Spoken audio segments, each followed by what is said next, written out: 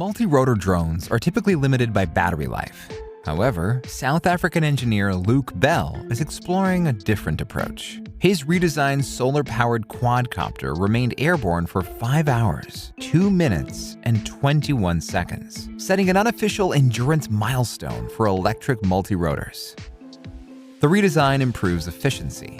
Bell shortened the drone's arms to reduce rotational inertia, saving roughly 70 grams and lowering power demand by about 4 watts. He also replaced the initial 32-panel layout with a 28-panel solar array to better match the system voltage and improve stability in light wind. To manage power fluctuations, the drone uses a backup battery integrated through a diode-based circuit. This setup allows the system to bridge power gaps whenever clouds or wind gusts push demand above solar output. Under full sun, the array produces around 110 watts, exceeding the roughly 70 watts needed for a stable hover.